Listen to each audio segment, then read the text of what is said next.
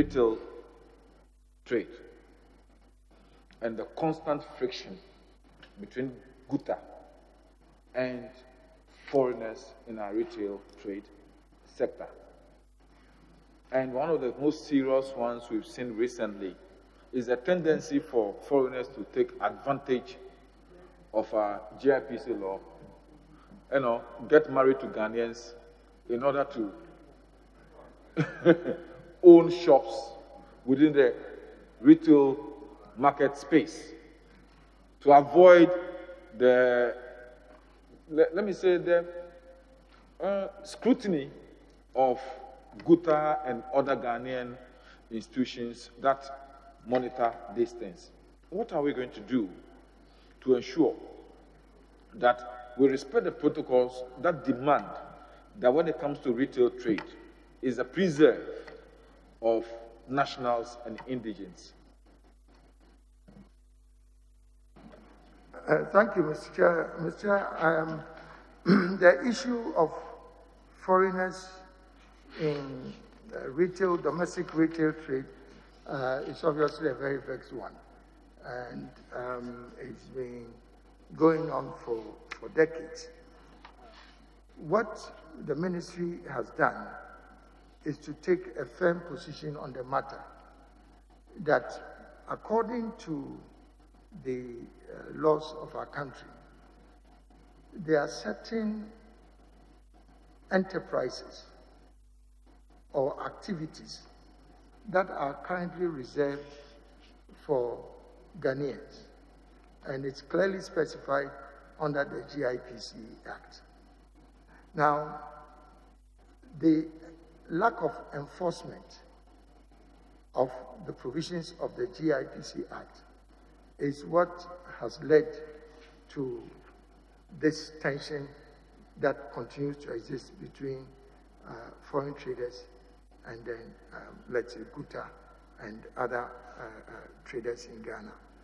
Now, beyond the provisions of the GIPC Act, there are also several provisions in different enactments that have to be respected, whether you're a Ghanaian or a foreigner and you want to engage in retail trade.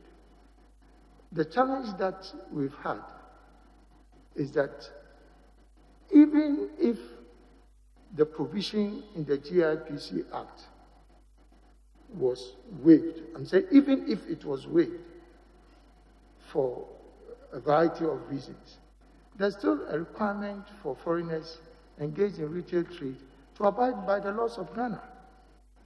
And so what has occurred is the abuse of these laws and regulations.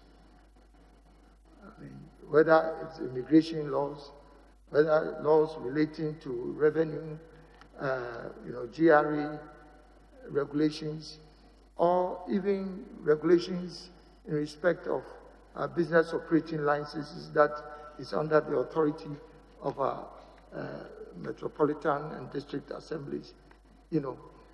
We cannot have a situation in a country where Ghanaians are compelled by these regulatory authorities to abide by these laws.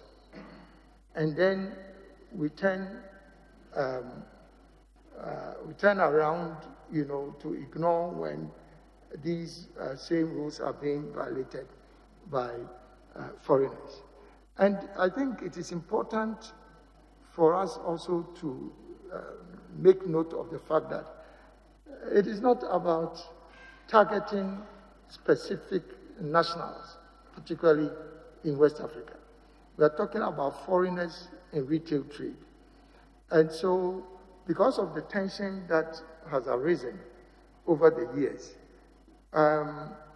we have had very serious consultations between our various countries, and then even at the level of ECOWAS.